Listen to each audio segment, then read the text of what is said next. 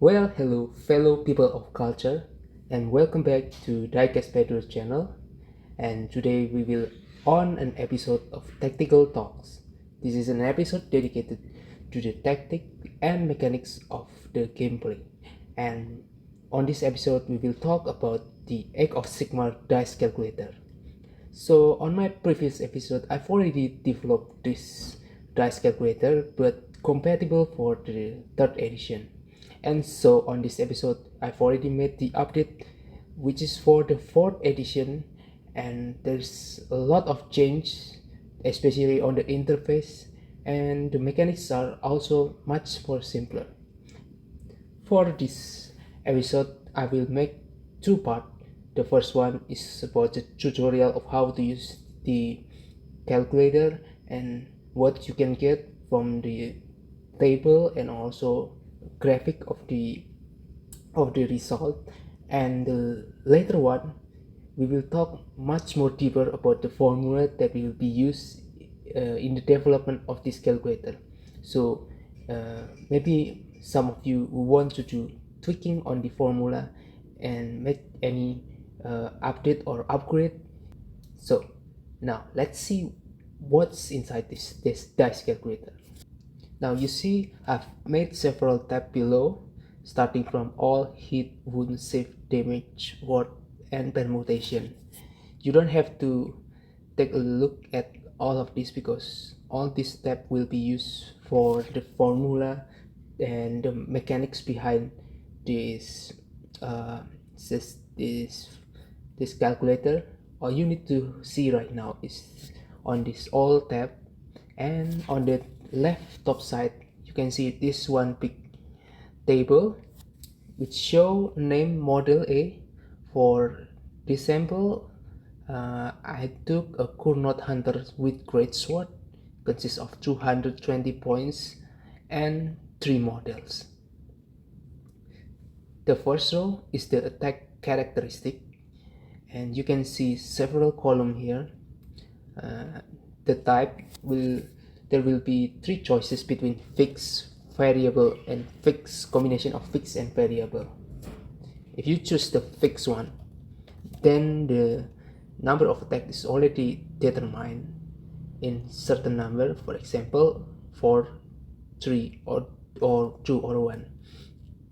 And if you choose the variable, the calculator will ignore the fixed dice and took this one, the variable, which can between 1 to 4 dice between d3 or d6 dice. And if you have a choice of fixed and variable, that means the attack will not only use the d3 or d6 dice but also added with the fixed amount dice over here. Now we will pass the second row and jump to the third and fourth row, that is the 2 hit and 2 wound, and over the first column is the threshold that needed to pass this test. The second column is a reroll. You have choices between none or reroll on failed roll. The threshold modifier will decide whether this threshold will be reduced or add by certain effect. And lastly, on the fourth column is the critical effect, and this only applied to 2 hit wound. So the fourth edition, only so far I only see 3 kind of critical effect, that is from 2 hits, auto wound, and mortal wound. On the fifth and the sixth row is the save and reward. So for the save, you still have chances for reroll and also threshold modifier. And lastly, we come back to the second row, that is the damage, which consists of fixed, variable, and combination of them both. Also you can have several choice between d3 or d6 and the number of fixed dice. And also on the fourth column is the rank characteristic, which should reduce the save value over here. Next, on the right side of this primary table, you can see the two hit small top table called two hit and two wound, and also save. So this table will show the probabilities when you make the roll, the dice roll, on based on the parameter over here. So for example, if you have a 3 plus threshold, that means you can take the horizontal axis over here and see that there are several. The letter is called S, which means success, C, which means critical, and none, which should be failed. So you will have a success if your first roll is between 3 to 6, and where the 6 will score a critical, and the smaller table below will count all the chances of for success, critical, and failed, which all of them should total to 100%. So if you have your two hit have a chances for failed roll, you can see that on the 1 and 2 column there's a change because with C and S, which means you can now refer to the reroll vertical axis. If you roll 6, you will score a critical, and if you score 5, 4, or 3, it will score into a success. So this gives a bit much better chances. You can read it as, for example, the success over here, which means when you roll the first dice to be 2 and failed, and then you make a reroll which score a 3, that will be turned into a success, and your success rate should be increased from previously only 50% to 66% with the reroll effect. That will be same also for the two wound and save, with the difference that they don't provide the critical effect. Next to the save table, you can see these two long vertical table called the probability and the cumulative. So the left side table probability will count all the probabilities for each outcome on every step of the dice roll, starting from attack, hit, wound, damage, and finally on the ultimate damage. So I already separate this table for every 10 outcome using this red line, and they all should amount to 100% when combined all together from 0 to 30. So actually this should be much, the outcome result should be much more than 30, but for convenience I am only made 30 for this first version. So meanwhile, on the right side, the cumulative, you can see this probability. This is based on the total outcome from certain outcome and beyond. So for example, if you want to hit a certain target like 5 wound, and you can see that the probability is 25.77%. It means your chances to score 5 wound or beyond is only 25.77%. That is because